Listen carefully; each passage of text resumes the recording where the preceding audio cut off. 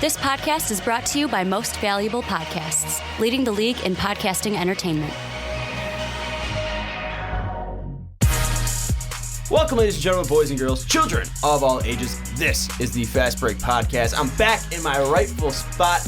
I'm Sean Anderson, the host of this weekly NBA podcast where we go through the news of the NBA. And alongside me, as always, is Ricky Over. What's up, guys? And Dave Oster. Hey, everybody. And today we are going to be talking about Kyrie Irving.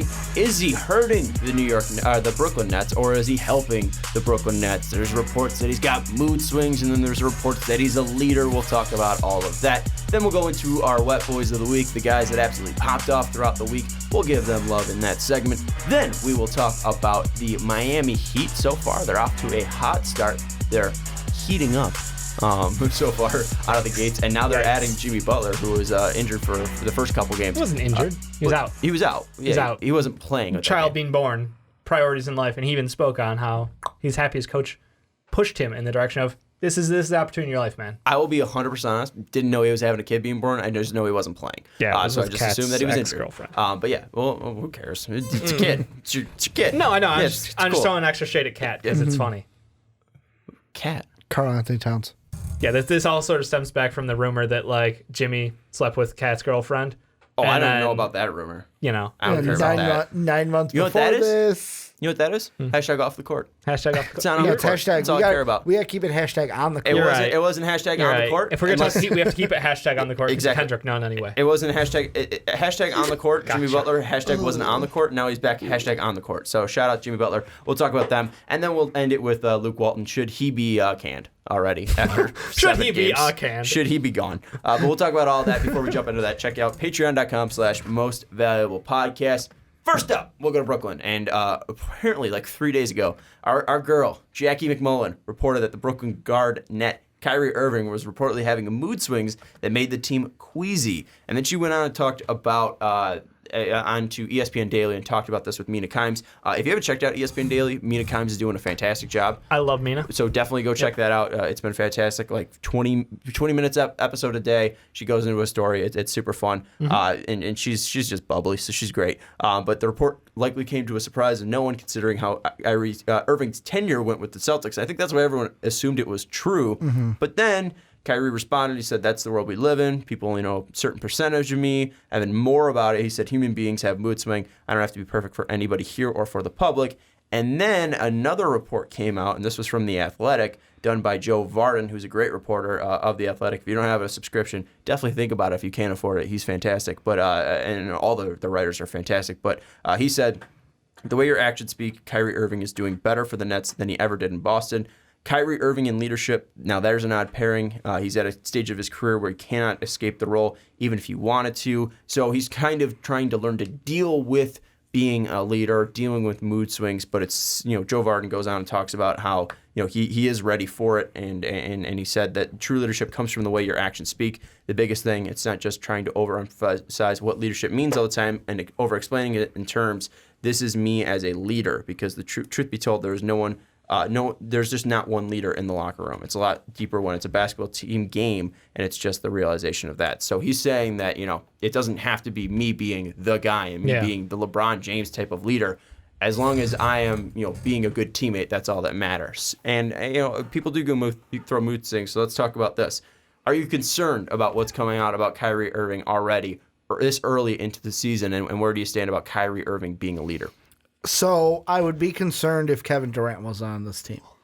And the reason why I say that is, in my mind, I'm going to say this one way and then kind of explain it. Kyrie's never been the number one to me on a championship team. In order for a team to be successful, Kyrie's not the number one. And what I mean by that is, think back to the years that were good for Kyrie.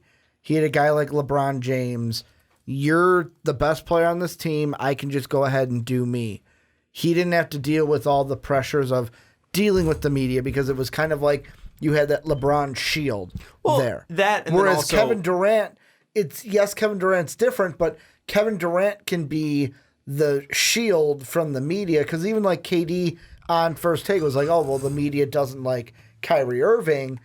I think Kyrie Irving does better when he doesn't have to deal with the outside stuff that comes with being the star, the number one guy, everything for a team. Something I want to add to that too is going to a place like Boston after you went to Cleveland, where Cleveland's just going to give you love because you're winning. Yeah. Where you go to Boston, that's title Expectations. town. Expectations are higher, and the media is critical. They're even critical on Tom Brady after he won 6 Super Bowls for that franchise. God, I wonder they're still going to blast him. I wonder how Kyrie would deal with the Chicago media.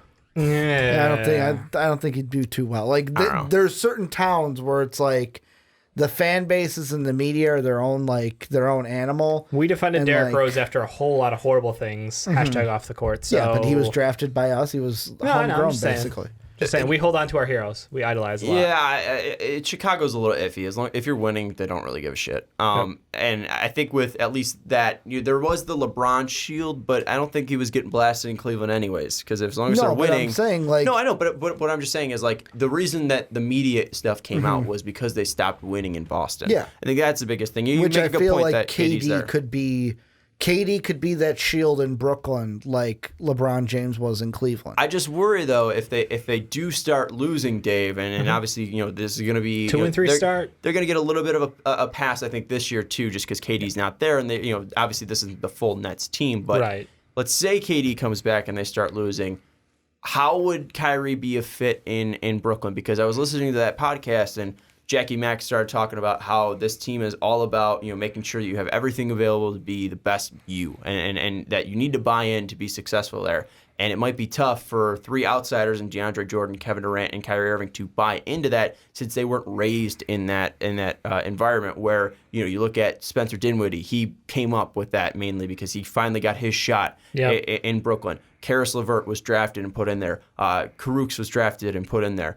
Jared Allen was drafted and put in there. All the guys that are Joe Harris as well. He got his full feet set in Brooklyn. Yep. The guys that buy in have succeeded. Will Kyrie Irving, Kevin Durant, DeAndre Jordan, guys that have been in the league for a long time that have their routines, will they be able to fit into Brooklyn? That's the question we're asking. So with the media that Ricky pointed out, with Kevin Durant possibly being a shield, do you think that Kyrie Irving can fit into Brooklyn? I absolutely believe he can be a fit in Brooklyn. I think the biggest thing when it comes down to fitting in is, I don't think fitting in is what Kyrie Irving does. I think Kyrie Irving stands out, and that's what he's kind of been in his entire career. Is he wanted to be the guy even though LeBron was there. And again, you say that was more of a benefit that he had a bigger spotlight on someone else there. Even though he kind of reminds me of that little dog that barks behind a fence at a bigger dog. He's like, you can't touch me. I'm going to be as loud and annoying as possible. And then the gate opens up and he's like, what's up?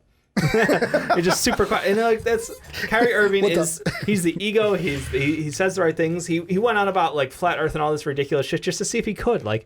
I feel like he's just an interesting personality who is going to shine regardless of how you do it. He's not the guy who's going to fall in line, be quiet, and shut up and dribble the ball. Yeah. That's not who he is as a person. So asking him to fall in line with this Brooklyn Nets mantra and what got them going last year as a playoff team, I think it's asking for the wrong thing. It's not a shut up and dribble the ball though thing, right? No, that's not what we're getting to. They're not the Patriots. They're not telling people if you have a personality, you're out of town. Yeah. This is just the way that the Nets won last year was team basketball, was incredible depth, great rotations, using the players you had for what they were able to give you at that time. And this year you have to see, all right, Kyrie Irving is the guy, so it's how do we work around him? It's no longer how do we coach this team out to be a 10 deep roster. It's we've got Kyrie here, and then we've got, we got to get Karis involved, we got to get Spence in here, and then everybody else just kind of falls in line. So for me, it's mostly just a coaching challenge of understanding your new talent and figuring out how to put them in the best position to succeed. Because as a locker room guy, there is definitely going to be that situation where you do have the outsiders of Kyrie, Kevin, and DeAndre Jordan there, but I'm not really afraid of that because I think Kevin Durant seems like with him not on the court, he's more pally with guys on the bench. He's getting to know the second unit guys. He's getting to know the guys off the court better than if he's forced to play all his minutes with the first unit. And then, I feel like it's a good opportunity for this team this year. And you're right, Sean. The expectations aren't there this year. So if they struggle out of the gates, right now it's a 2-3 start. Say they end the season somewhere right around 500. I think most people in the organization are going to be okay with that. It's yes, we'd like to be better because imagine if we're this good without Kevin, how good are we going to be with him? But if it stumbles a little bit, they've got enough personality in that locker room to keep Kyrie Irving from tearing it asunder and causing to be a locker room cancer and all this other stuff. Well, and I also think of it this way, like I almost want to say Brooklyn's going to get a crash course in building a super team because the last few that we've seen, first the recent one, the Warriors, when KD came in, they're a different unit because Clay, Steph, and Draymond, and even Steve Kerr, they built that culture. They had the veterans there to be like, no, this is the culture. And plus, there was even some give, like even with Steph Curry, where it's like, you know what? It's your team. Yep. I'll take a back seat to you kind of a thing. It was like a very unique environment. But even look at the Miami Heat, building that super team with D. Wade, LeBron, and Chris Bosh. First off, someone's always got to give. There's always got to be something to give. But like, look at Miami. That first year, when they ended that first year not winning that title and losing to Dallas, it took something, even a guy like LeBron, to mature as a player. And Eric Spoelstra, year one with that Miami team, compared to the last one, was two vastly different people. Eric Spoelstras, where the first year it was kind of like the big three having a huddle, and Eric Spoelstra's trying to say, hey guys, I'm the coach. Yeah. To where the last one's like, no, they came to Eric Spoelstra because he's the coach. This year that's going to benefit is KD not being there. The expectations being low, Kyrie and KD too, but he's got to do it off the court right now, them gelling in without the expectations being high, because once they come back next year, it's championship expectations for this team. Yeah. And if they don't meet that, it's going to be a failure in a lot of people's eyes. Mm-hmm. I think that they can meet that expectations, though, because from what I heard, all three of them were really buddy-buddy when they played in the Olympics in 2016. And KD wasn't afraid to call Kyrie Irving out when they weren't even teammates at the time, like when they just started playing each other on the Olympic team. And it seems like they've grown a lot together relationship-wise, and I think that they can be like this Miami Heat team, at least when it comes to realizing that they can be friends and they can trust one another, and that they know that they're calling each other out because they know that they can be better than what they are. So I'm not really worried about the chemistry between KD and Kyrie. It's just really about the bench stuff. But you bring up a good point, Dave, that the thing I just want to throw out there is with both those examples, they each had a player that was grown in that system. Like the Heat still had D. Wade that was grown in that system. All three of these guys, like you had mentioned, not from this culture, not from this system. So that's why I think it's crucial that they buy in, because anyone else you try to add to this culture, it's like, well, why should I buy in? He's not buying in. And that's the thing that I was just going to say is, like, I think it's good that he is bonding with the bench there. And if they are able to buy in, then this is going to be a very successful thing. I'm not too worried about the media aspect, because the team that's going to get blasted in New York is always going to be the Knicks. And if the Nets are winning, well, good for the Nets. They've always been like the second stepchild of that team, mainly because they were in New Jersey for a little bit. But I think that's the biggest thing for this team is if they're winning, no one's really going to look at them poorly. If they make the playoffs this year, I think, move on. That's all they need. You have Kevin Durant coming. You don't really need to win a playoff series or anything like that. If you're out there, you make the playoffs, and this team is just like, all right, well, now we can add a guy that's going to add 10 wins, 15 wins, 20 wins to our team, and Kevin Durant, then we're going to be absolutely fine. So if they're winning games, I think that's all that matters. And I think so far, we've seen Kyrie Irving perform on the court. I mean, he's going out there and he's lighting it up. That first game was insane that he had. I think he dropped 50. He's given everything. And then, of course, like I think we talked about a little bit, that tragic slip. It's like, dude, you still, after all that, he still got up a shot and had a chance. It's insane. But even then, he dropped 50 in that game, and then 26, 37, 28, 22. He had a couple down games, 40% in that 37 game, and then 38% from the field in that last game against Houston. But that was still a win. So I mean, he's been very exciting to watch this year, and it hasn't seemed like it's killed him too much, because the losses that they have, 2 of them were 1-point losses, and obviously we talked about the 50-point game. That was a slip, and if this team is able to pick it back together, I think this team will be able to string some wins together.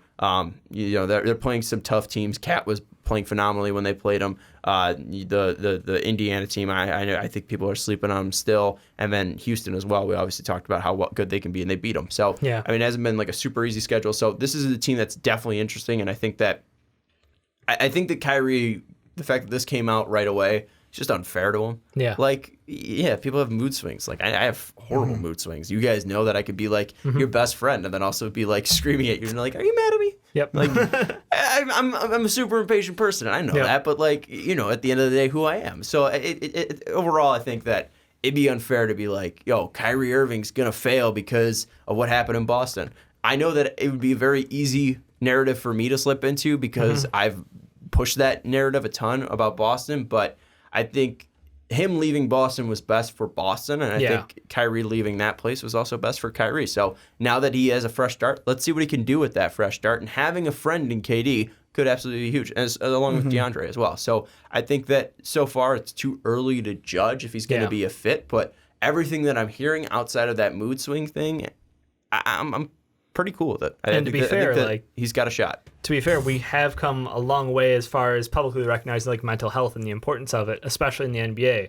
When you know, a couple of years ago, it was not even a thing, and then it's like, okay, let's acknowledge it. It's a problem. It's something that we're going through. It's something that a lot of people are going through. They're just not talking about it. And I think that's why, like, mood swings and that stuff is like, yeah, I wouldn't be surprised if someone like him was taking, you know, medication to try to balance out these things. If it was more common than anyone actually thought. So I think it's more accepted now. Like 10 years ago, if you said mood swings and whatever, and he's a locker room problem, he'd get a whole lot more shit for it. Nowadays, I don't really see it as a horrible thing.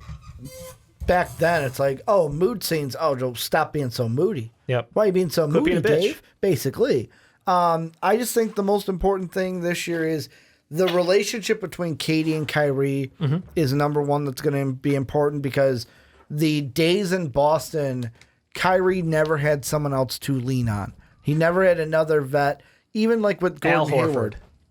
I'm okay, Al Horford, but I mean like the professional veteran. Somebody who's like out there, and it's like Kyrie was number one. He never had an equal, I'm going to say. Where Al Horford was good, but Al Horford isn't on the same level as Kyrie is stardom, where Kevin Durant is, if not higher than Kyrie. 110% higher. Yeah. But I mean, because of that, they can gel together, and that's how do they need to buy into this culture, because if they don't, it ain't going to work. It ain't going to work if they don't buy into the culture with the Nets. If you guys just heard that sputtering noise, that's Dave's water bottle. Yeah, I noticed. You didn't know what it was. I did as well. Okay. I'm just pointing it out to the people who might not have known that that's Dave's water bottle going. Yikes. Gotta do it in the mic so they can all hear it. Dave. Please don't do it in the mics. I can't help it. We've been in this room for 5 hours. Final topic, or final at least question is there anything that's jumping out to you that is a major concern about this Nets team? Because so far, for me, I haven't seen anything jumps out. This is just a team that's played 6 games so far, 5 games so far, and I think this is a team that, you know, they're adding a star. They have to get their feet wet. Let's see what they're doing in a month. No, for the most part, they're doing okay. Karras a little turnover heavy right now, but he's also playing in a different role than he was when he picked up last year. Joe Harris still needs to get more involved in this offense. And probably the last one is just they need to shore up their rotations just a smidge. They've been kind of bouncing around players, and I'd like to see them keep shooting on the court more often. I feel like they put themselves in situations where Kyrie is the only guy who can create it on the floor at times, and that's like, we can do better. We can do better. I think it's too early to call. Like, if this was an election, I would say too early to call, because it's like we're only 5 games in. Kevin Durant's not even going to play this year. Come back to me at the end of the year. Like, I don't even think you're just washing the whole year. No. It's not a wash of the year. It's don't say come back at the end of the year then. No. I mean that by come back at the end of the year of, I don't expect them to miss the playoffs, but let me see the result before I make that decision, kind of a thing. Because unless this team is like, by the trade deadline, there's 20% chance they make the playoff, then okay, we can have that discussion. But until then, like 2 and 3 after 5 games, not a big deal. Let's see what's going on middle of the season, and especially after the season, because the big thing is when KD comes back, how this team performs. Let us know what you think about the Nets down in the comments below. Do you think that they're in trouble? Do you think they're not in trouble? Do you think Kyrie's a fit? Do you think he's not going to be a fit in Brooklyn? Let us know what you think down in the comments below. I think they treated him a little bit unfair because it was only like 3 games. But let us know what you think down in the comments below. But now let's move into our favorite weekly segment where we talk about the dampest of dudes, the soggiest of shooters, the moistest of men. This is Wet Boys, where we go around the NBA and give props to the guys that absolutely balled out in the past week, had historic performances, or guys that, we just like and we want to give credit to. Last year, the Wet Boy of the Year was good old James Harden. You're welcome. Everybody loves him in the regular season. Dave stand him all the way there. In the playoffs, Steph and Kawhi tied. And then in 2017-2018, LeBron James was the king, both of the regular season and playoffs. Yep. Last week, I was out, but we did give it to Derrick Rose because Ricky's a homer and a boomer. And Dave gave it to Karl-Anthony Towns for lighting it up. And I gave it to my guy, PJ Washington. For having one game. Huh? For having one game. He set an NBA record. Seven threes in the debut. Yep. That's historic. We've given one game Wet Boys before. Oh, yeah. I've given one half Wet Boys before. It's okay. We've also given out dry dudes to Magic Johnson and the NBA refs. But let's jump into the guys that we want to give credit to this week. We'll start off with Ricky Widmer. Who was your Wet Boy of the week? No, mine, I almost went with someone else that we'll get to later, but I had to go with B.I. Brandon Ingram's been lighting it up for the Pelicans. Bad team, but hey, he is going to get paid this offseason if he continues to play like this. Had to give him his due. I don't think this is his first ever Wet Boy, but it is his first ever Wet Boy this year. True. It's going to be the fact for a lot of people. Yeah. It's a lot of people's early first in the season. Wet Boys. It's going to happen a lot. But yeah, definitely not B.I.'s first. I love B.I. If you didn't take him, I would have. And I feel like it's probably likewise because I took Luka Doncic. And that's who I was going to take. Yeah. If you did. So one way or the other, we're recognizing the guys we want to. I also wanted to take Luka Doncic. Luka's pretty good at basketball. I want to say people may start catching on to that fact that maybe he should have been number one pick. I don't know. I'm not judging on the past, but what I can tell you this year is that he's doing a little bit of everything. Dropped a triple double. One of the coolest stats of the year was we had the youngest and oldest triple double. Not youngest and oldest in the same game, but like I think it was a 30-10-10 or something like that. It was the first time two guys have ever put up triple doubles in the same game with 15 or more assists. So it was Luka and LeBron both put up triple doubles with 15 or more assists. Yeah, it was disgusting numbers. He messed around and got a triple double. Yeah, they both had great games. Luka's just been amazing all season, though. The addition of KP has been huge for this team, and I love it. This Mavs team is scary AF. I've also looked it up. Yeah, Luka's first ever. This is Luka's fourth ever Wet Boy and Brandon Ingram's first ever Wet Boy. That's what I was going to say. It is his first ever Wet Boy. That's what I was going to say. I'm surprised. That's what we said. I'm surprised late in the year last year I didn't give it to him when he was on that heater of a roll. I was like, damn. He might have gotten. I think he got honorable shout-outs though. Mm-hmm. Yeah. So let's move into my guy, and this is a guy that had 3 last year and then got injured. Was starting to look like the Wet Boy of the year that year, and then. In 2017-2018, he was second place. So all time, he had 7 going in, and now this is his 8th. This is a guy that I absolutely adore, and I love seeing what he's been doing out there. Anthony Davis, 30 points per game in the past 4 games.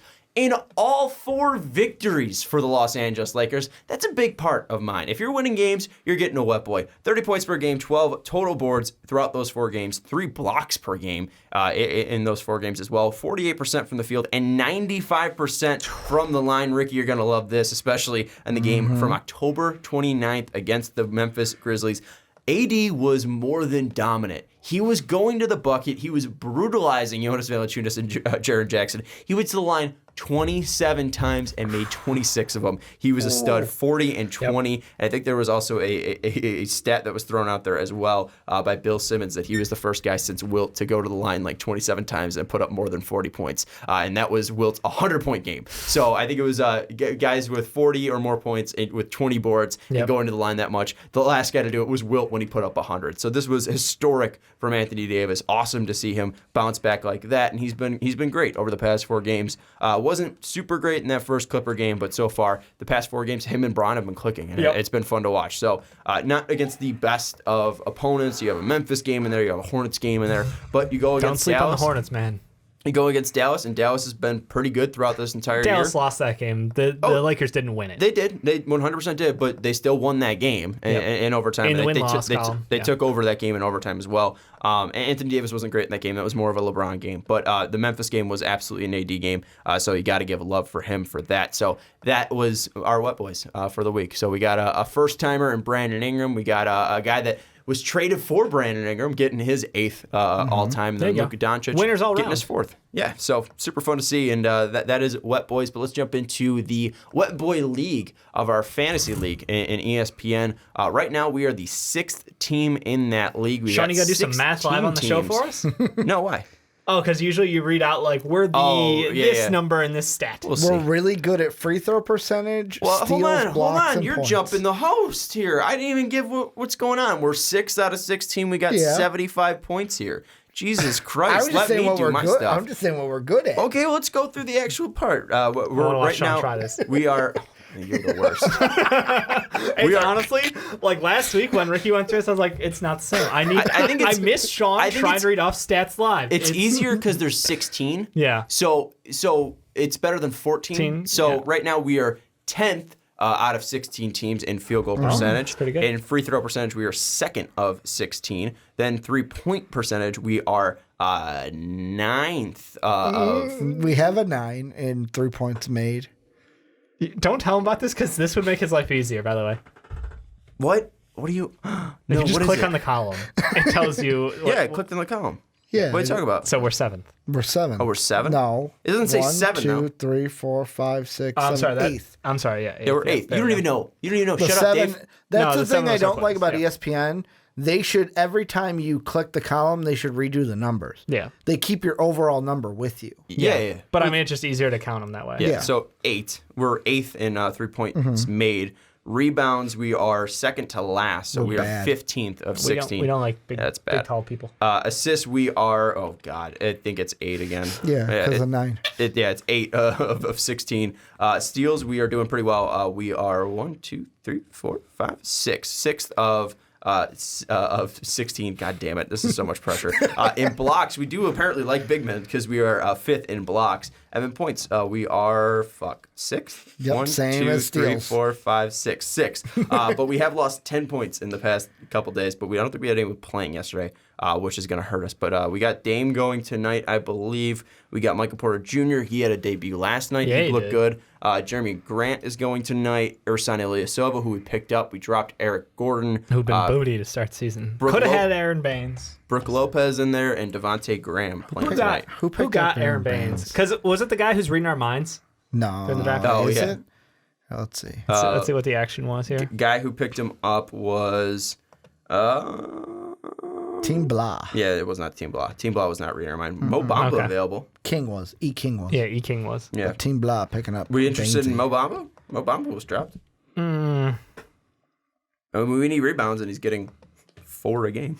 That's why we picked up Ersan Ilyasova. He's getting like 7. Yeah. Ilyasova 3s, and he's rebounds, man. Boban is getting. I don't want Boban. Yeah, Boban's Boban limited. is getting 7 a game. So is Dorian. Why are you saying it like Finley. that? I don't know. Boban. No one says Boban. Boban. Dorian Finley Smith is also getting about 6 points. See, I could see like maybe a Myers Leonard. Who did you in say? there. Dorian Finney Smith. Oh, I thought you said Finley. He did I was- the first 2 times. Dumbass. I'm gonna give him the call on that one. All right, well, I guess there's no really additions We we can go need with to be Myers made. Leonard, former fighting. I think Lion. right now we're okay. He's trash. I think right now we are okay. I mean, Kawhi not The only playing guy I a would game be interested sucked. in would be Bryn Forbes. Forbes is available. Yeah, he's back in, but we're solid on threes. I thought we're middle of the pack. We need rebounding, so we made that one change. Eric Gordon, who was having a horrible shooting season, Yeah. horrible contributions so far to the Rockets. Like really just a rough start for him. Hopefully he gets back on track, but don't got time for that shit. So I'm honestly most excited just to see like where is this team gonna go, because we did have Kawhi with a DNP already. Like we chose this for ourselves, so we're gonna have to see how this plays out. We do Hey. have the sleeper on the bench in Victor Victor Oladipo. Oladipo. So I'm not too worried. I mean, it's too early in the season to actually see where we're at. Right. And if we lose, we're not actually losing money, but we're having fun. Couple So, quick shout outs though. DeMontis Sabonis, with Miles Turner being out, he's been playing phenomenal. Even with Miles Turner in there, he was having some good games, but like he really showed up in his past games. So if you guys went high on DeMontis Sabonis, you are thrilled right now. Trying to think of anybody else who had like some great performances lately who we didn't, not a wet boy shout out, Yeah. but just a shout out for general performance. Andre Drummond had 25 and 24. Yeah, he's been doing really well. Yeah, he had like the 30-20 game, and now this. Yeah, so Drummond's been one of those guys as well. I just also want to shout out Top Cats, who's currently the leader with 100 points. Brad Stevens' Army just missed out. He had 99 points. But shout out to Tristan, who's currently at the top of the leaderboards with 100 points. Sean, should we go after your boy and Goga? I thought about it. It's getting about 1.7 blocks per game. But the thing is that that's going to be a very limited ad. So it's really, do we pick him up and then possibly lose a guy in Ilyasova who's going to get consistent minutes on that team? So right now we're fine. It's too early in the season to actually tell. But let us know if there's any changes that we should be making to our team. Should we read off the team or just let's read off the team.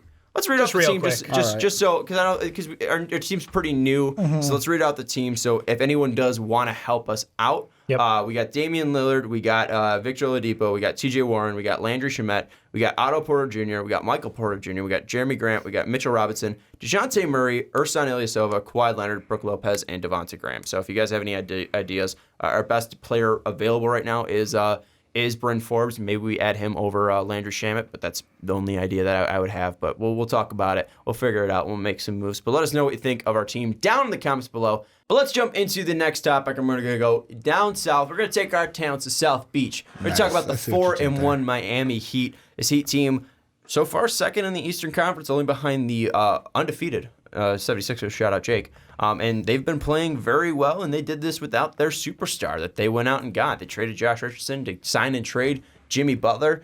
Butler didn't play in the first 3 games. He was inactive, and they beat Memphis. They beat the Bucks in Milwaukee, and then they lost to Minnesota by 7. But then Jimmy came back, played 30 and 35 minutes against Atlanta, 2 games on the 29th and 31st. And Jimmy, first game, really good. 21 points, 5 boards, 2 assists, 3 steals.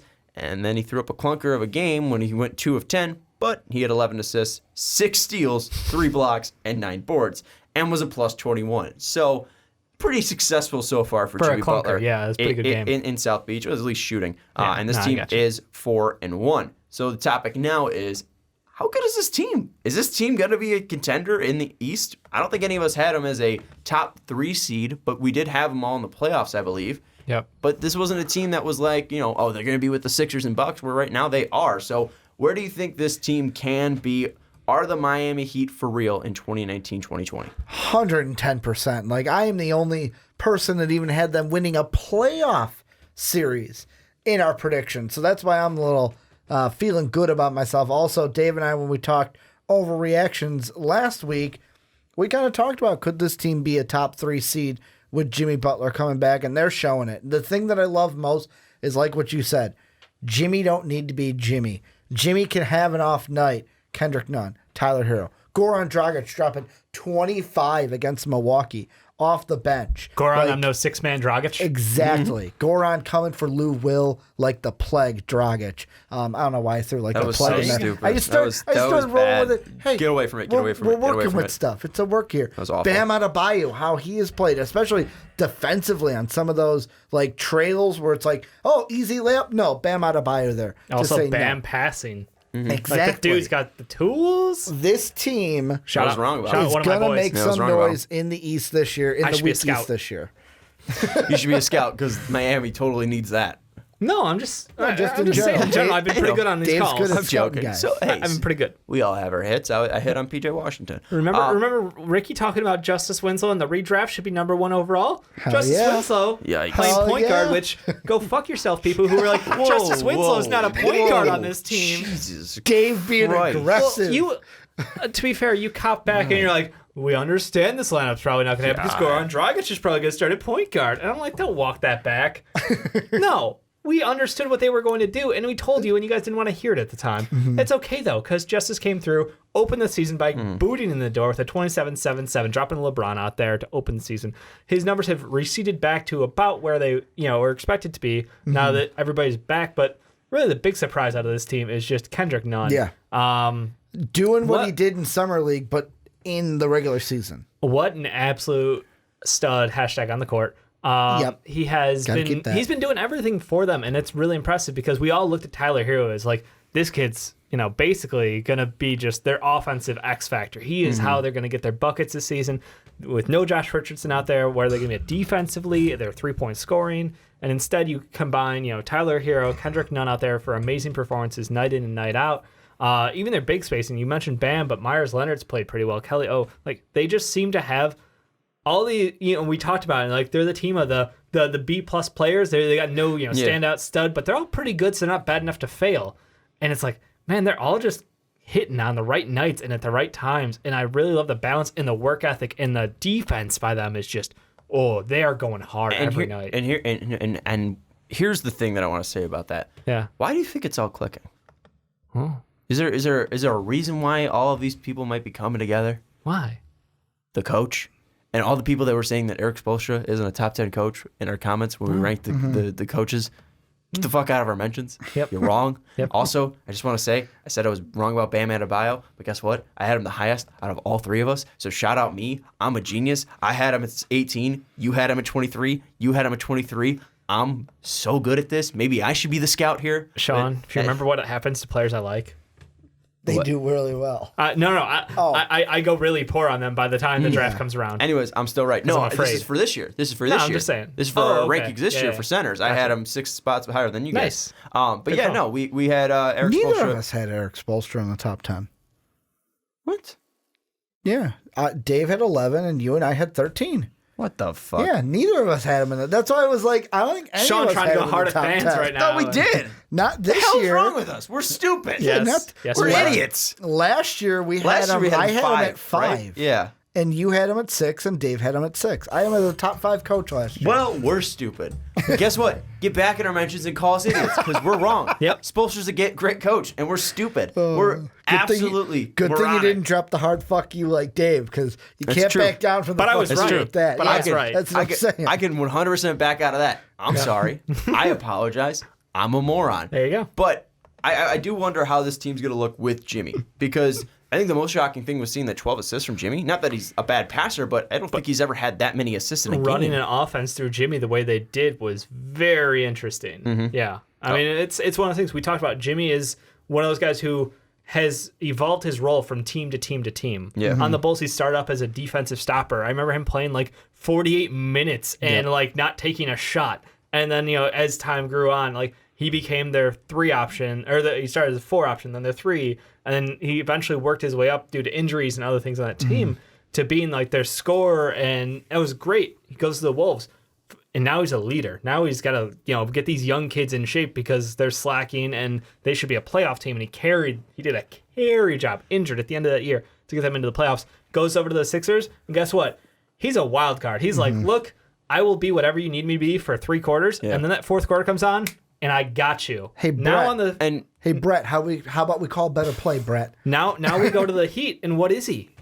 Well, and that's the interesting thing too, is because I was looking back. Last time he had more than he had double digits in assists in a game was 2016, 2017. I kind of forgot that he had a run where he had in Chicago 10 assists, 11, 11, 12, 12, 12, and 14 in a game. And then in 2016, 2017, 12 assists, 11 assists, 10 assists, 10 assists, 10 assists, 10 assists. So, I mean, he's hit that mark before, and it's just been, I guess, a while since he's been in that role to rack up that many assists in a game. So I think we're kind of seeing a little bit more of the old Jimmy Butler, where he doesn't have to be the guy. He doesn't have to be the guy on the Minnesota team. He doesn't have to be the veteran on the Sixers. He can go in there and play Jimmy's game, because I think we saw the best Jimmy in Chicago. Yeah. We saw Jimmy that was pretty much carefree, that was going out there and just doing what Jimmy Butler could do. Yep. And maybe he didn't put up the best numbers, because I think he probably was just more efficient in Minneapolis, if I remember correctly. He probably had his best career year statistically in Miami. I think his most efficient, or in Minnesota, his most efficient year though I think was then in Philadelphia last year.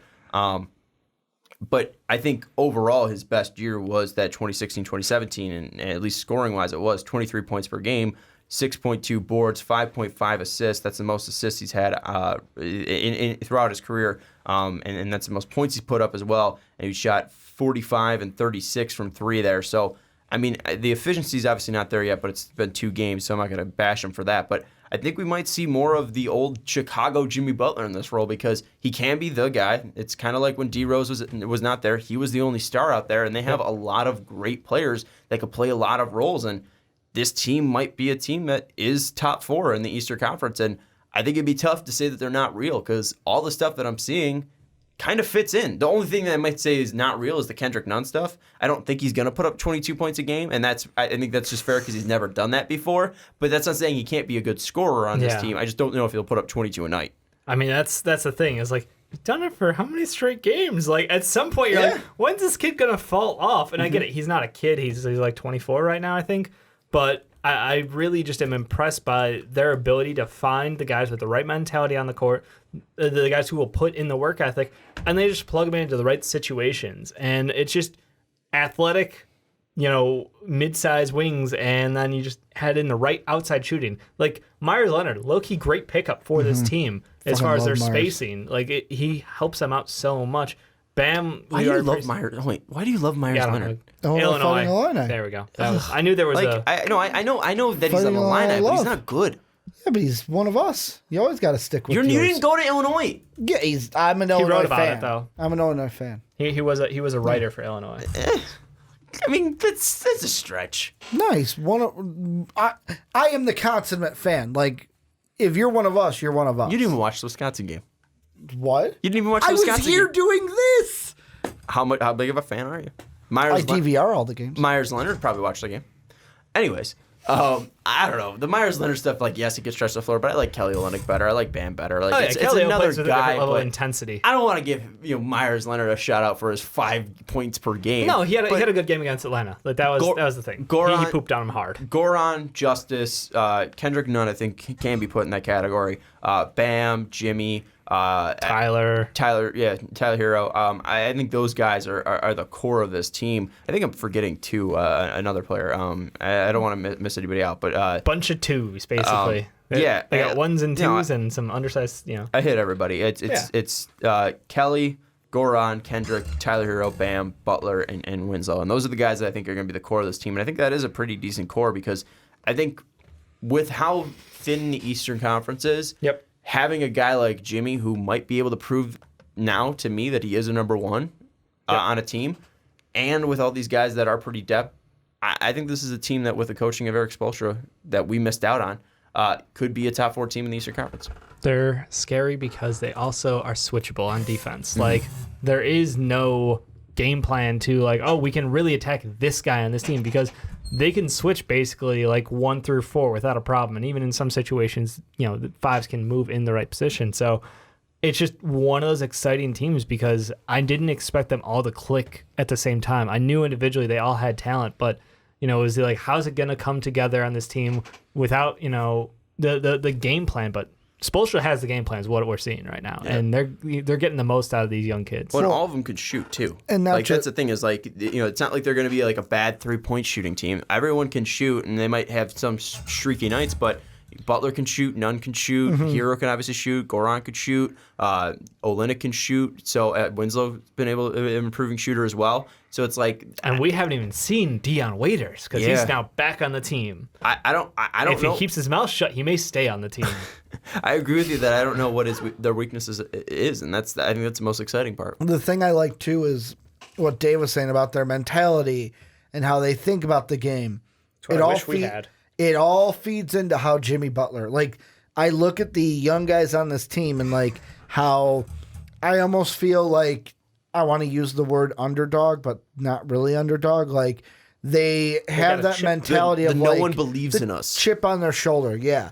That's how Bill Simmons always put it. Which is the team that is thinking no one believes in us. And that's what Jimmy has always Jimmy didn't like it in Minnesota because, in my sense, he kind of felt like Wiggins was entitled. Cat didn't give the babies. effort.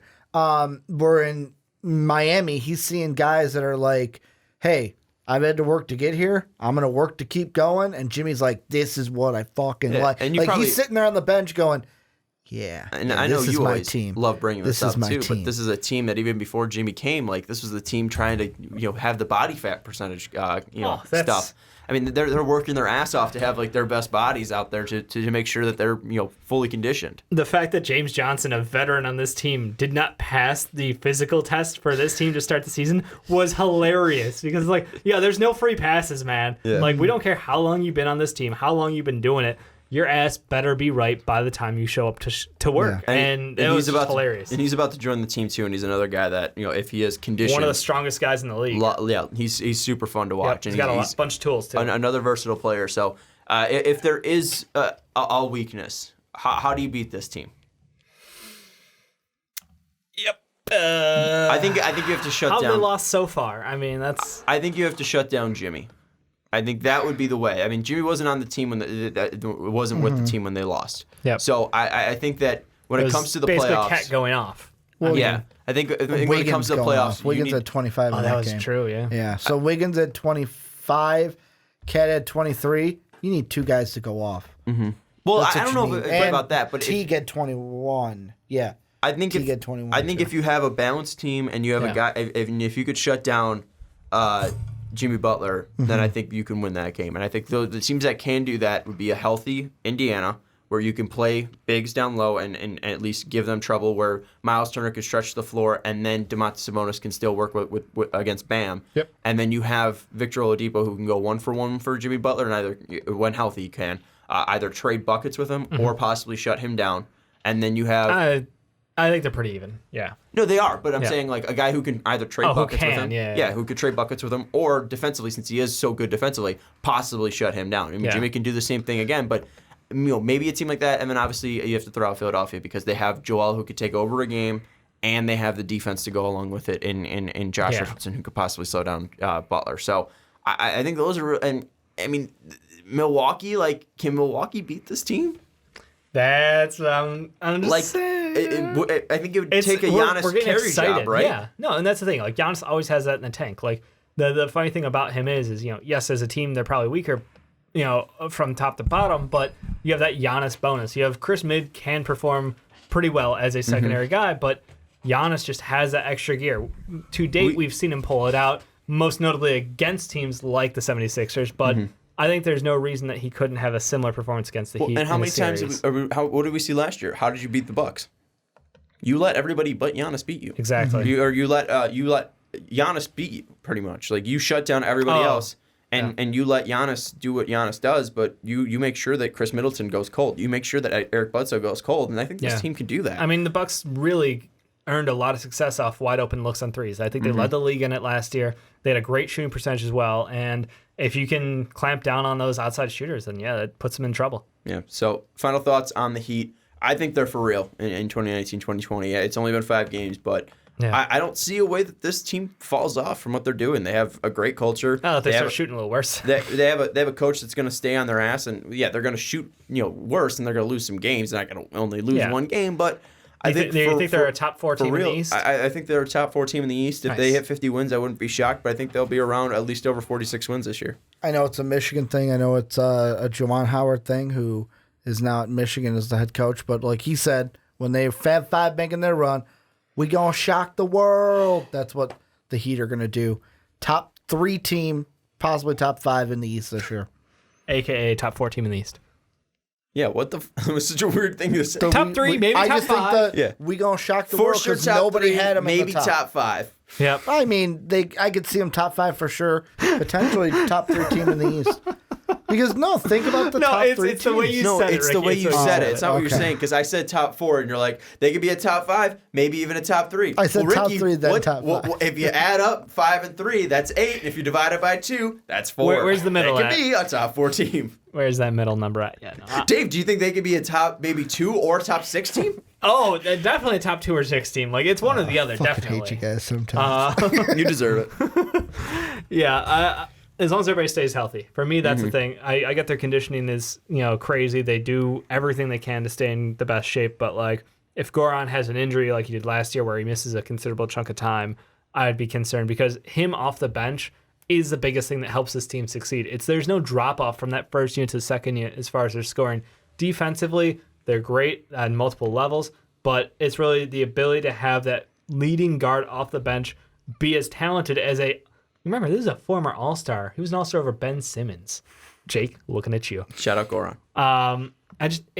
Not every team has the ability to carry on with their second unit. I feel like, their first unit might not be as good as someone like the Sixers, But guess what? When you hit that second unit, it's like you're going from here to here. There's not a massive drop off like there is for teams who don't have that depth. So I love them because of their depth. Let us know what you think of the Heat down in the comments below.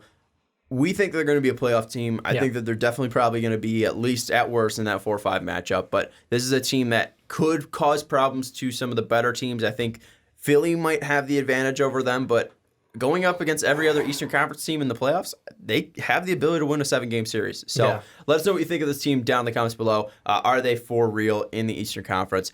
And we did just have a positive segment, but unfortunately we have to go negative now with Luke Walton. But let's move into the final topic, and that is the Sacramento Kings. After being such a promising team last year, we thought they would improve. They got rid of Dave Yeager, who apparently is an asshole because he's gotten fired from Memphis and now Sacramento, even though he's been winning. And now they hire Luke Walton. Expectations were high. We thought this team would grow, and now they're 1-5.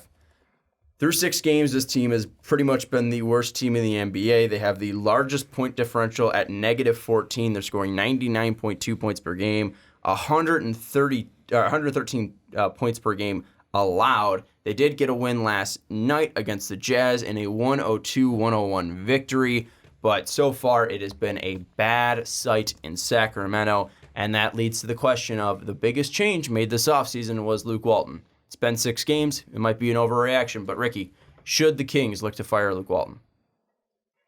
After 6 games? Like, really? We're going to fire a guy after... Like, I get that we had on Superfans the discussion of will the Bulls fire Jim Boylan, but with Jim Boylan, we've seen a whole year and now a little bit. With Luke Walton, it's like he just got hired. Like, are we really going to fire a guy... Not even after 6 games. Are you really going to fire a guy halfway through his first year? Because the only guy I know to do that were the Cleveland Browns. Also and the Suns. Now, the Suns too. But like in football, that's why we call it getting shut. But that was 6 games of an NFL season that's usually 16 games long, so it's different than being an 82-game season. And also Earl Watson had a full season before that as well. Mm-hmm. So this would be just straight up 6 games. Yeah. So I think this might be the fastest firing for a head coach. But we talked about this with Igor Kokoshkov last year, this early in the season. He got canned. Like, it might happen at the end of the season. We've seen it before. He might only get 1 season because this has been atrocious basketball. Yep. This does not look like the Kings team that this was last year. And, I don't think the system's too crazy for them to learn. Like, they just look bad out there. This isn't a team that was pushing the pace last year. And yes, they're dealing with Marvin Bagley being injured. But overall, Dave, this team just seems to be lacking some of the spunk they were missing last year. Spunk. Okay. It's a normal word. We're professionals. No, for me, I look at Luke Walton's history. The fact that he got... one of the best teams in the NBA handed to him because Steve Kerr had back issues.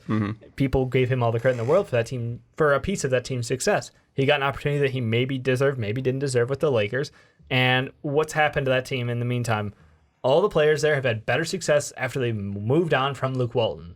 He seemingly held back players in that system. Nobody got to shine under Luke Walton on the Lakers, and they underperformed. Guess what? He got another chance because reasons. So now he gets to take another young group of players, and guess what? They're underperforming.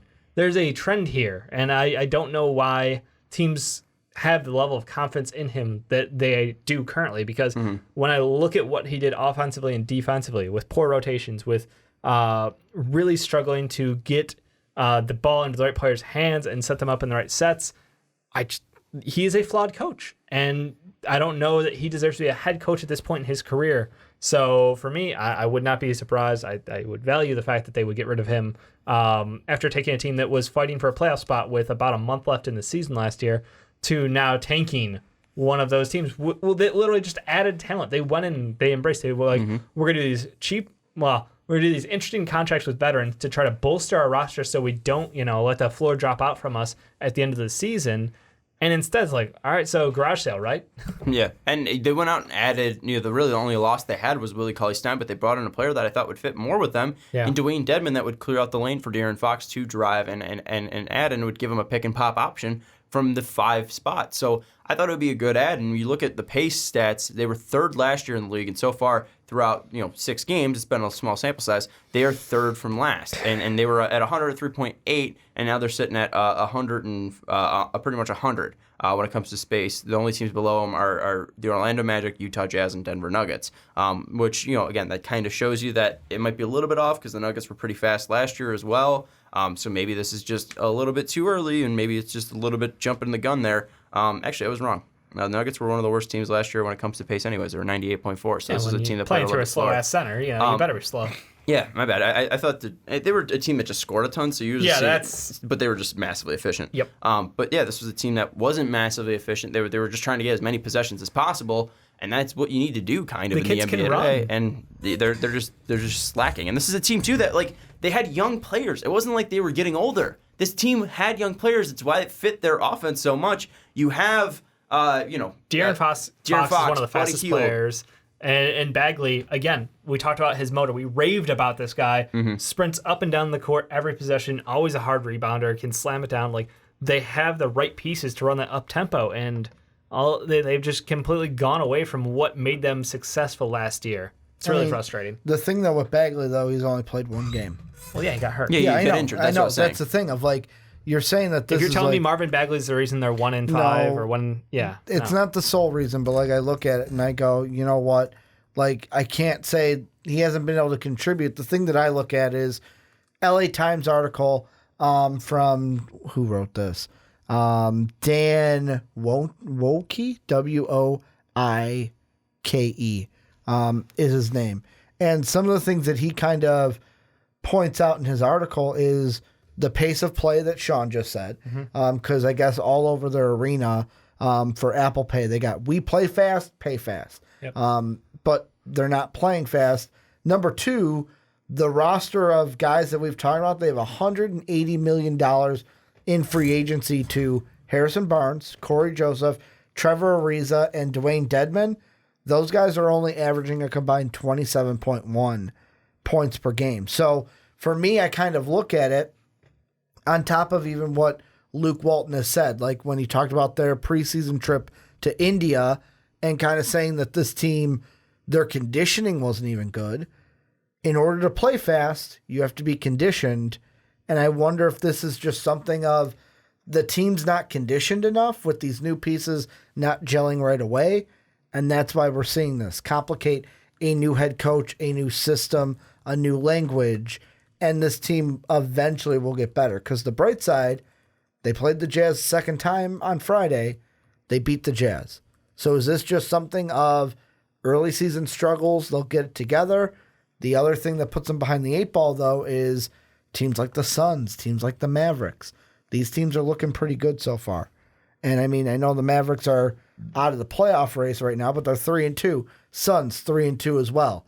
Seeing things like that does not help when you're a Kings fan because you want to be there because of where you were last year. Yeah, and I think the big thing too is you look at the 3-point percentage last year, and they're at 37% from 3 last year, and right now they're at 34% or 32%. So there has been a drop off in that, and maybe if the efficiency increases, you'd be able to obviously win more games, but they haven't been competitive. 124-95, 122, 112, 113, 81, 104, 94, then 118, 111, and this is against Phoenix, this is against Charlotte, and you barely squeak out a victory against Utah.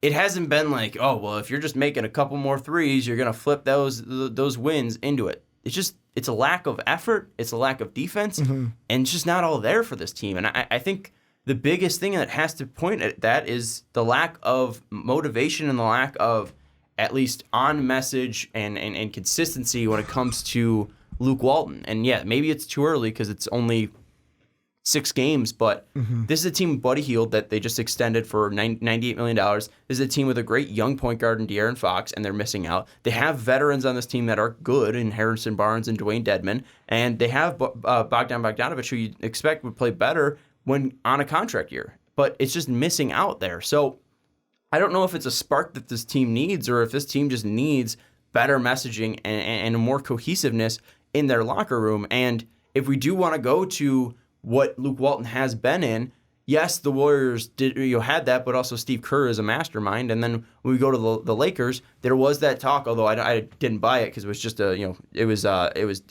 diss tracks, and Kuzma and Lonzo are still cool, but like there was that thing that it was just like, are these guys actually bonding together? Are they just buddies, and are they taking it seriously enough? And are the Kings truly taking all of this seriously enough to be a team that's competitive night in and night out? I look at their schedule up ahead, and maybe things will start to flip a little bit. Obviously, who you're playing is going to be important. You do get a game against New York. You do get a game against Atlanta. But you also mixed in there, you have Toronto, you have Portland, you have Los Angeles, you have Boston. You have a lot of good teams coming up. Brooklyn as well. So really, when do you start hitting the panic button, Ricky, if you are this Kings team? Because you're saying, maybe it's too early to talk about firing Luke Walton. When does that come into your mind? I look at it, to me, after the calendar turns to 2020, look at, it doesn't, and that's the thing, where last year too, was last year a real expectation, or was last year just a peak where it was like, you look at the monitor, it's like, oh, here, ooh, look at that spike. I wonder what that spike was. Was last year just a blip in the radar, or is it consistently where this team was going to go? Because not many teams have that spike and then fire their head coach and get a new head coach. I want to see how this team is running as the calendar flips to 2020, after they've had a significant amount of games to get your conditioning, if I can say the word right. By the time we get to January, if your conditioning is shit, then you've got questions to answer that are bigger concerns because of how many games you played. So that's what I would look at. When we get to January, what's this team like? And then start to make the decision whether Luke should be gone or not after year one. When do you start panicking, Dave? Already. Honestly, I'm just pissed at the team in general because it's like their free agency pickups. I understand in theory what the Kings fans were talking about in their subreddit about, like, oh, well, these are all movable pieces and, we can do this and we have so many options because of that, even though our money's tied up. Like other teams, trade deadline time, like these can be moved for stuff. But like you said, Dedmon should have been an upgrade because Willie Cauley-Stein absolutely could not give a shit night in, night out. He'd have those moments where he was on and he's like, dude, you could be the guy. You could be a top 10 center in the league with this talent. You got all the God-given talent in the world, but like he just doesn't have it night in, night out. So you're like, all right, we'll get somebody who's got the ability to space the floor, good defense to a point, and like Dedmon's played horribly. Trevor Ariza, guy who was washed up on the Suns, was like, I don't want to play for these losers, goes over to Washington, played okay, but not really great. Comes over here, same thing, doesn't look good. Corey Joseph, got a payday. Did he deserve it? Maybe. Is he playing like it? Absolutely not. So when your three big free agency ads are all just negatives, and that's your bench unit, those are the complementary pieces, no, you're not doing yourself any favors. The offense itself looks worse. The defense looks bad. I just am at the point where I'm like, I know Luke Walton is a young coach still technically, but like I'm done with him. I don't think he deserves to be a head coach in the league. I don't think he will be a head coach in the league after this season. Question for Dave. Who deserves to be a head coach more, David Fizdale or Luke Walton? Not David Fizdale is my answer. So Luke Walton over David Fizdale. 100%. All right. Just wanted to see where the... Luke Walton runs a bad offense and a bad defense, but at least he doesn't just have his offensive game plan written as ISO, like someone with a Sharpie and a fist is writing on a wall. Here's one thing. David Fizdale's gone to the playoffs. I just wanted to see where the hierarchy was for Dave. Luke Walton coached a team to a fantastic year in Golden State. That's a quarter of a season. That's a quarter of a season. Great year. Got a ring.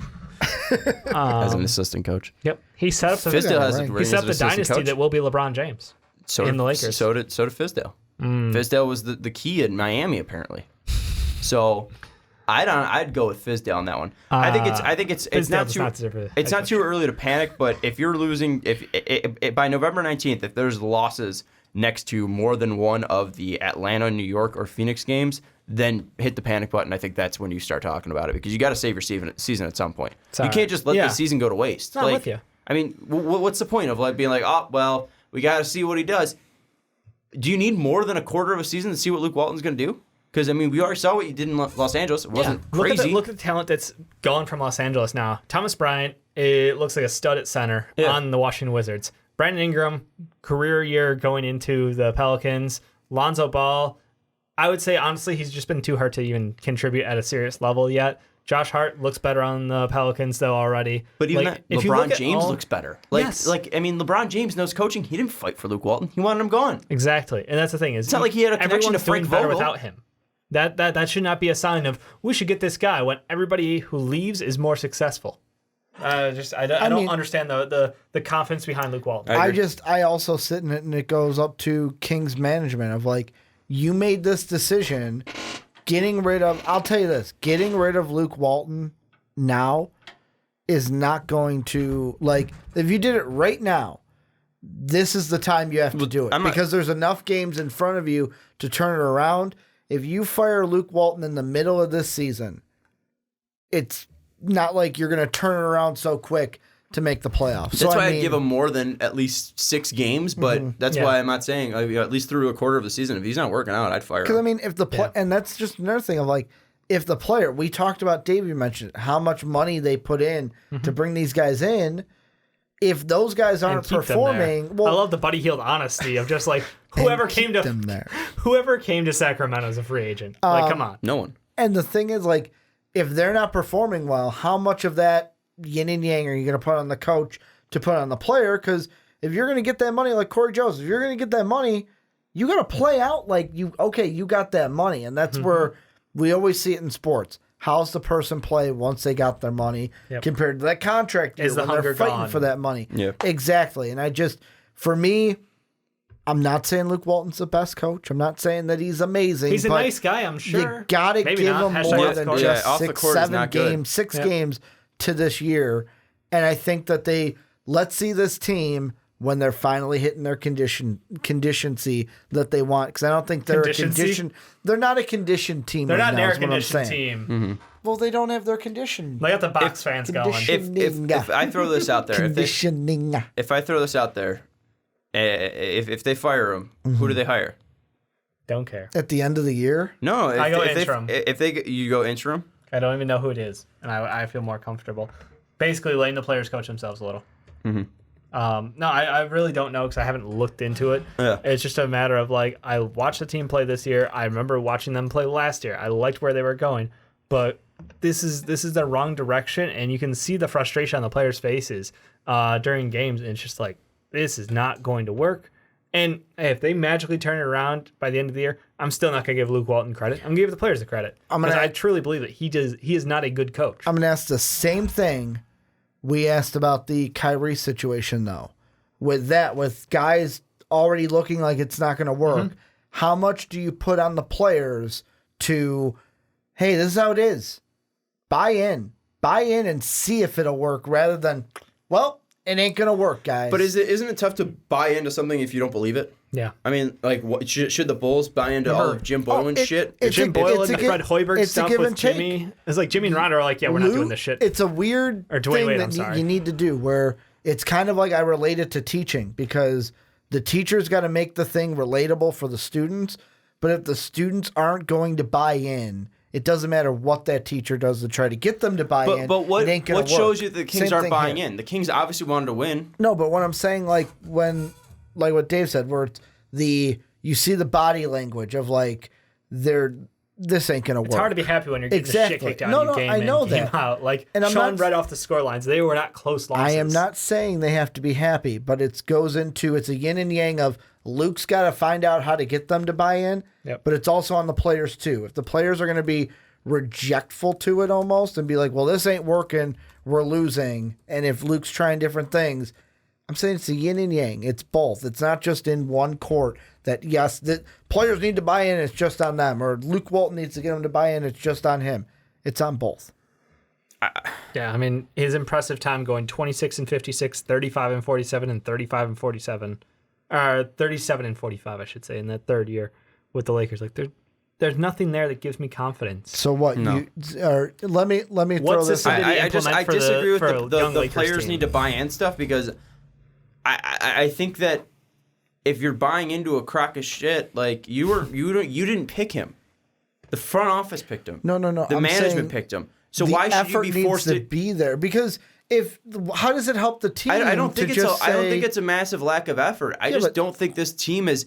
How does it help to just? All right, I'm not going to buy in. That doesn't help. Like, unless the GM's going to say, all right, we're going to fire him, because you asked me, or asked us, who would you look at?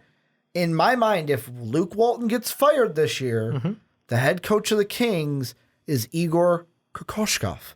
That's your head coach. It ain't going to be Byers. It ain't going to be Mermes. It ain't going to be Rana. That's the assistant that's going to be the interim the rest of this year, is Igor. Oh, did you like what you saw? I didn't even know he was an assistant. Yeah, those are the assistants this year for the Kings. I was looking at and the names I was going to throw out: JB Bickerstaff and Igor Kokoshkov. So yeah, get rid of Luke. I'd rather see Igor. Igor, I think, has at least give him a point guard and let's see what he can do. Yeah, I think that he was a guy that I was super excited for, and I just don't think that he had a full great team to work with out there, and I don't think that Monty Williams. I liked him because he was going to at least bring structure to this team. Maybe this team doesn't need structure. Maybe they just need someone to let him play fast and let him play loose. And I don't know exactly what Luke Walton's bringing so far, but it hasn't been good. Yeah. So and again, what development has he done? His team when he first started with the Lakers, Clarkson, better. B.I., better. Julius Randle, better. D'Angelo Russell, better. And I know he was a circumstance of bad contracts, but still, the point is, Zubac, better. It's just, you look at this roster, how did you not develop players? Like Larry Nance, good player, got traded out. Lou Williams, yes, obviously wanted out. But it's just every time you add young talent to that team, they didn't get better, and those young players didn't progress at the rate they should have. So why are you giving him a team loaded with young talent? If he's not known for his player development, he was known for holding the reins of 3 MVP candidates on a team.